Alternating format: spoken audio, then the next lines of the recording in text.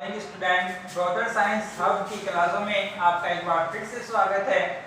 आज अपन संज्ञा के बारे में अध्ययन करेंगे। संज्ञा होती क्या है? संज्ञा यानी सम धन ज्ञा यानी सम यानी ज्ञा का अर्थ होता है जानना,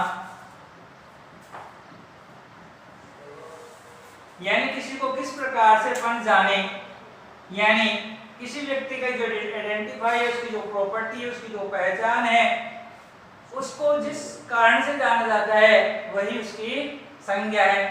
व्यक्ति की सबसे बड़ी प्रॉपर्टी उसका नाम क्या है, उसको अपन पहचाने कैसे, यानी उसकी पहचान का जो तरीका है वो सबसे पहले क्या होता है, यानी उसका नाम।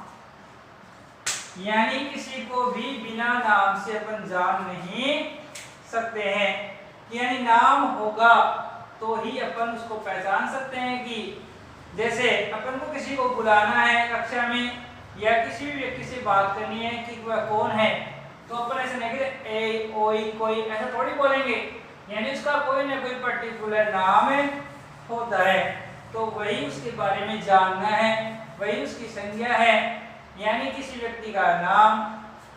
दूसरा उसका होता है, उसकी विशेषता क्या होती है, उसका गुण, यानी उसमें कौन कौन से गुण हैं, यानी उन गुणों के कारण ही तो हम उसके बारे में ज्यादा जानेंगे, हमारी उत्सुकता रहेगी। नहीं, काफी लोग हैं परंतु हम उनके बारे में कुछ भी जानना पसंद नहीं करते, परंतु उसमें गुण क्या है, उसके दोष क्या हैं, ये सब भी उसमें जाने जाते हैं। किसी वस्तु का नाम, उसका गुण, उसका दोष आदि जहां पर पता हो वहीं पर संज्ञा शब्द का प्रयोग होता है। तो यानी हमारी परिभाषा क्या हो जाती है, यानी संज्ञा किसे कहते हैं, किसी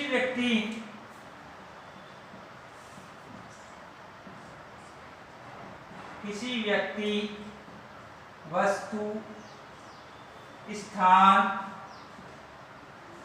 किसी व्यक्ति वस्तु स्थान आदि का जो नाम है,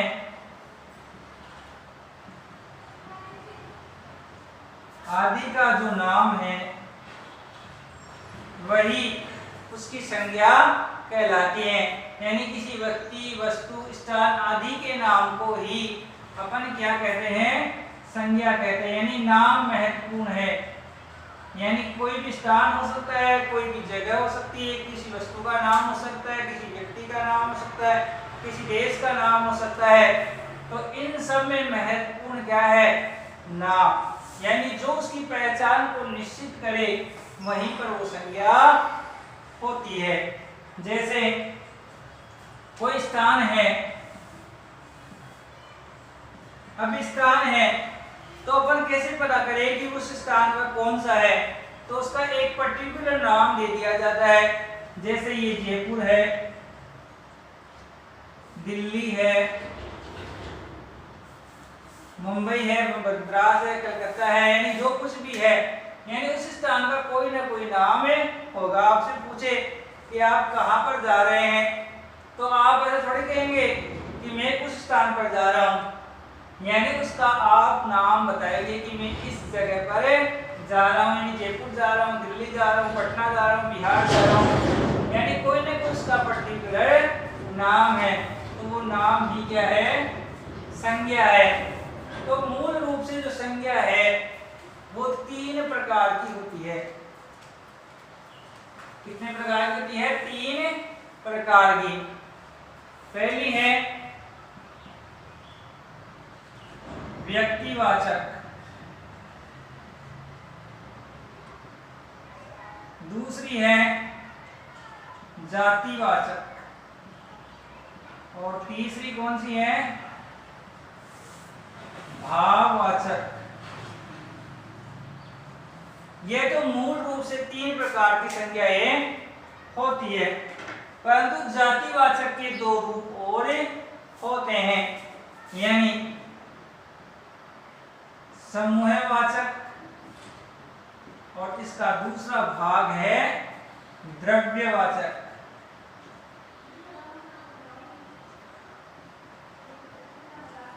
यानी कुल मिला के कितनी हो गई, 3 मूल रूप से, और वैसे कितनी हो गई, 5। परंतु अगर एग्जाम में क्वेश्चन हो कि संज्ञा कितनी है, तो हमेशा अपना उत्तर कौन सा होगा, 3, व्यक्तिवाचक, जातिवाचक और भाववाचक। अगर 3 ऑप्शन में ना हो तो अपना उत्तर कितना होगा, 5, व्यक्तिवाचक, जातिवाचक, समूहवाचक और द्रव्यवाचक। यानी कुछ विद्वान हैं वो इन दोनों को भी अलग अलग मानते हैं, परंतु मूल रूप से क्या है कि जातिवाचक के ही ये भाग हैं, समूहवाचक और द्रव्यवाचक। तो यानी व्यक्ति, यानी किसी व्यक्ति, किसी देश, किसी पर्वत, किसी नदी, किसी राष्ट्र आदि का नाम होता है व्यक्तिवाचक में। जातिवाचक में किसी एक जाति, किसी समूह, किसी द्रव्य यानी किसी धन या आदि के बारे में पता चलता है, और भाववाचक में किसी व्यक्ति के गुण, दोष, उनके बारे में अपन को पता चलता है। तो आज अपन पहली संज्ञा के बारे में पढ़ते हैं, व्यक्तिवाचक।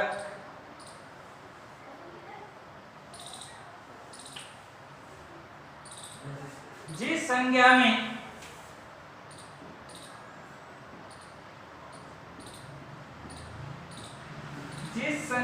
किसी व्यक्ति, देश, नदी, पर्वत आदि के नाम का बोध हो, वहां व्यक्तिवाचक संज्ञा होती है।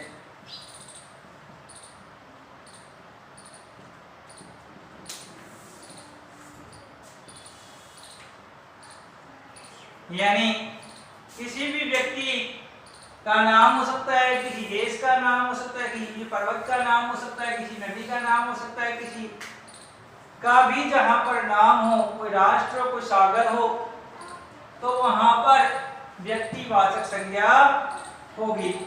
जैसे भारत, हमारे देश का नाम क्या है, भारत। हमारे जो पड़ोसी देश है जैसे पाकिस्तान है, नेपाल है, चाइना है, श्रीलंका है, मालदीव है, यानी किसी भी देश का जो नाम है वो भी एक संज्ञा होती है।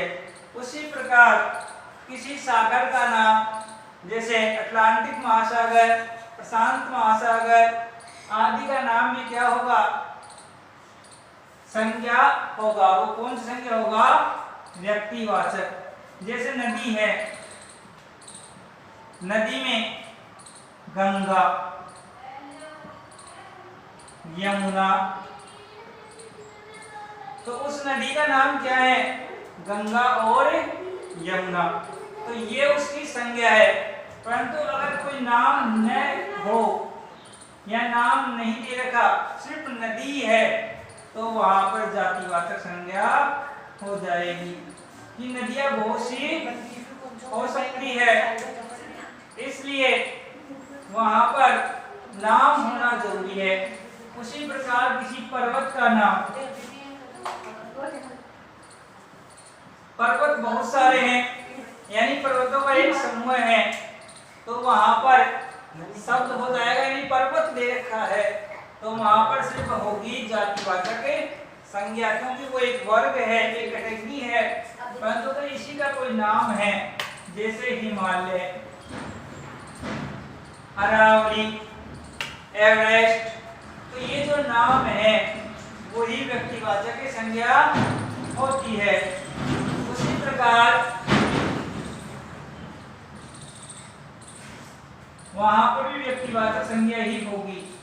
जैसे कोई वार है, यानी सप्ताह में 7 दिन होते हैं और 7 दिनों के जो नाम है वो अलग अलग है, जैसे सोमवार, तो उस वार या उस दिवस का कोई नाम है तो वो नाम ही क्या है, व्यक्तिवाचक संज्ञा है। अगर सिर्फ वार दे रखा है, दिवस दे रखा है, तो वहां पर जातिवाचक संज्ञा होगी। तो यानी मेन रूप से क्या है, नाम, यानी किसी का भी नाम ही उसकी संज्ञा है, और जहां पर नाम हो वहां पर व्यक्तिवाचक संज्ञा होगी। उसी प्रकार दूसरी जो संज्ञा है वो अपनी है जातिवाचक संज्ञा, यानी व्यक्तिवाचक में नाम महत्व रखता है तो जातिवाचक में उसकी जाति, उसका वर्ग, उसकी कैटेगरी, उसका समूह ही महत्व रखता है। तो दूसरी है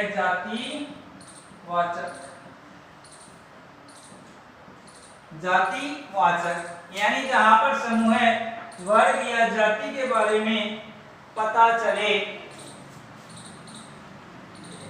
समूह, वर्ग, जाति आदि के बारे में जहां पर जानकारी मिले वहां पर जातिवाचक संज्ञा होती है। जैसे समाज,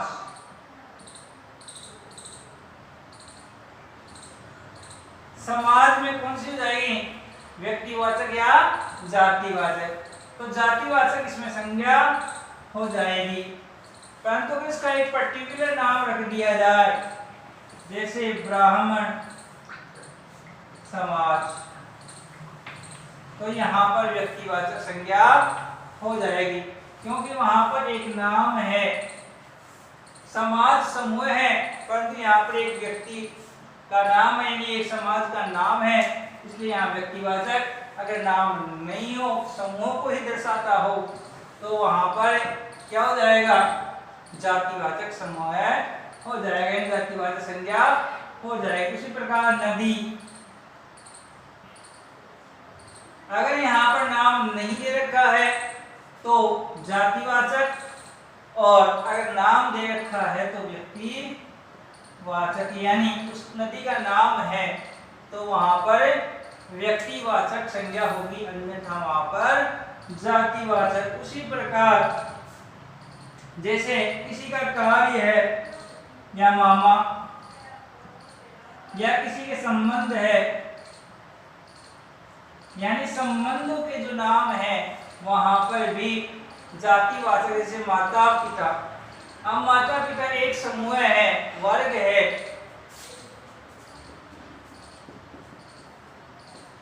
अब ये नहीं दे रखा कि ये किसके माता पिता है, सिर्फ माता पिता है, यानी किसी के व्यक्ति के माता पिता है, तो वहां पर क्या है, वहां पर भी जातिवाचक ही संज्ञा होगी।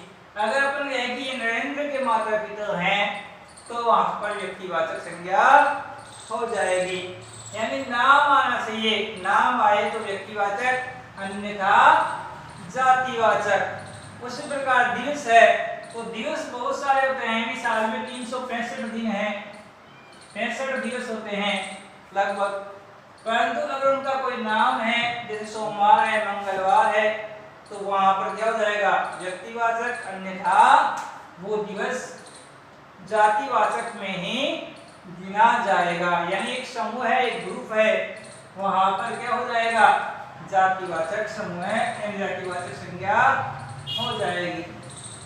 उसी प्रकार जातिवाचक के दो रूप हैं, समूहवाचक और दूसरा है द्रव्यवाचक। समूहवाचक और द्रव्यवाचक,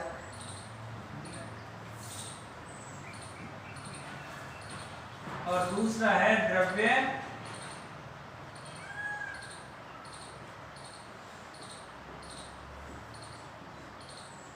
द्रव्य का अर्थ होता है धन, या जिसे नापा या तोला जा सके, यानी किसी भी व्यक्ति वस्तु को अपन नाप सकते हैं, नापना, तोलना या गिनना। जहां पर नाप तोल हो, गिन सकते हो, वहां पर द्रव्यवाचक में, और जहां पर वर्ग विशेष हो, वर्ग, समूह, समुदाय आदि हो, वहां पर समूहवाचक। जैसे 5 मीटर कपड़ा। अब आपसे पूछे कि ये कौन संज्ञा में आएगा, तो अगर अलग अलग रूप है तो द्रव्य है, यानी इसको नाप सकते हो आप आराम से, तो 5 मीटर कपड़ा हो जाएगा द्रव्यवाचक संज्ञा में। उसी प्रकार पक्षी, तो पक्षी आ जाएगा, एक वर्ग है, एक पक्षी होगा, तो वहां पर कौन सा जाएगा, समूहवाचक। तो यानी जिसको नापा तोला जा सके वहां द्रव्यवाचक, और जिसको किसी समूह समुदाय में विभाजित किया जा सके वहां पर समूहवाचक संज्ञा होती है। ये दोनों ही जो रूप है वो जातिवाचक के भाग हैं। और अपनी आखिरी संज्ञा है यानी व्यक्तिवाचक हो गई, जातिवाचक। अब और तीसरी है भाववाचक।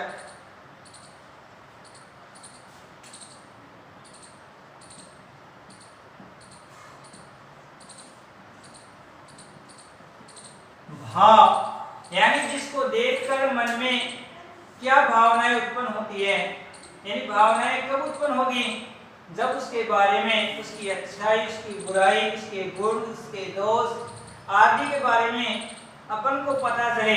जैसे आम,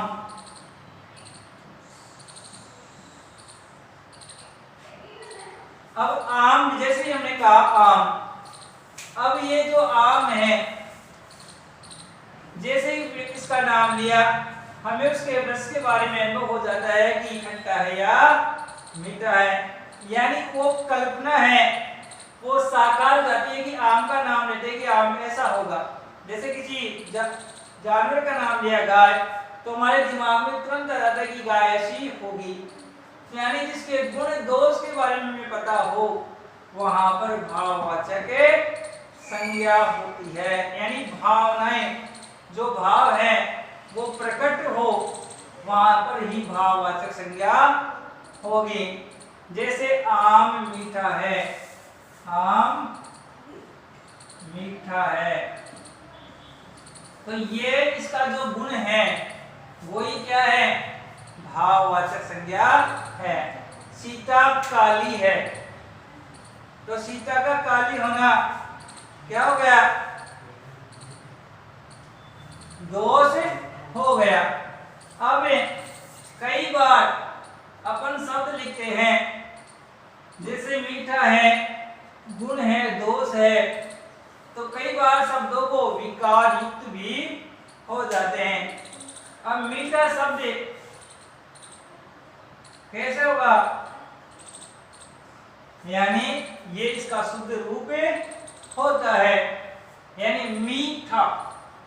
तो क्या है, स्वाद, यानी जो रस कलियां है हमारे जिह्वा की, वो हमें बताएगी कि क्या उसमें गुण है, क्या उसमें दोष है। जैसे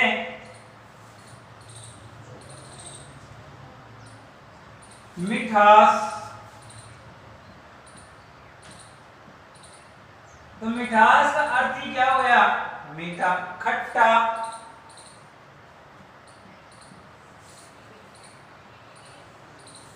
तो खट्टा होना उसका क्या हो गया, उसका दोष हो गया। यानी जहां पर गुण दोष, गुण दोष की जानकारी हो वहीं पर क्या होगा, भाववाचक संज्ञा होगी। यानी भावनाएं, जिसको देखते ही हमारे हृदय में क्या भाव उत्पन्न होते हैं। जैसे कोई व्यक्ति शाकाहारी हो और उसके सामने ऐसी वस्तुएं लाई जाए जिसको वो नहीं खाता है, जैसे किसी पशु का मांस हो सकता है, तो उसके मन में उसके प्रति घृणा की भावना उत्पन्न हो जाती है। तो वो घृणा क्यों है, क्योंकि उसके बारे में हमारी जो भावनाएं उसके विपरीत हैं, उस हमारी सोच है उसके विपरीत है, तो वो भाव उत्पन्न होना ही हमारा क्या है, भाववाचक संज्ञा है। इस प्रकार संज्ञा 3 प्रकार की होती है, व्यक्तिवाचक, जातिवाचक और भाववाचक। यानी व्यक्ति में व्यक्ति का नाम महत्व रखता है, जाति में उसका समूह है और भाववाचक में उसकी भावना। तो पहली थी व्यक्तिवाचक, दूसरी है जातिवाचक और तीसरी है भाववाचक। इसी के दो रूप थे, समूहवाचक और द्रव्यवाचक। पहली में व्यक्ति का नाम,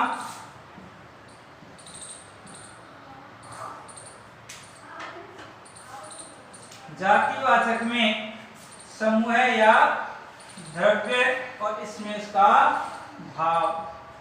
ये महत्व रखता है, यानी तीनों के जो नाम हैं वो उसके अनुसार है। यहाँ पर व्यक्ति का नाम, उसका देश का नाम, राष्ट्र का नाम, नदी, पर्वत आदि का नाम हो सकता है। यहाँ पर कोई समूह होगा, जैसे इसका दो विभाजन है, समूहवाचक और द्रव्यवाचक, यानी नाप तो जिसे नापा जा सके, जिसे गिना जा सके, चाहे कपड़ा हो, चाहे लकड़ी हो, कोई वस्तु हो, वो सब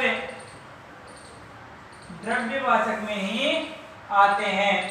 जैसे 5 फुट लकड़ी, तो लकड़ी है वो द्रव्यवाचक में आएगी। कोई पक्षी है, समूह है, वो समूह में आएगा। और उसमें अगर कोई गुण दोष है तो वो भाववाचक संज्ञा में आएंगे। तो मैं उम्मीद करता हूँ कि हमारी ये जो कक्षा है आपको पसंद आ रही है। आप इसे ज़्यादा से ज़्यादा सब्सक्राइब कीजिए और एक दूसरे को शेयर कीजिए, ताकि हम आपके लिए और भी अच्छी जो कक्षाएं हैं और विषय हैं महत्वपूर्ण, वो आपके सामने ला सके। धन्यवाद।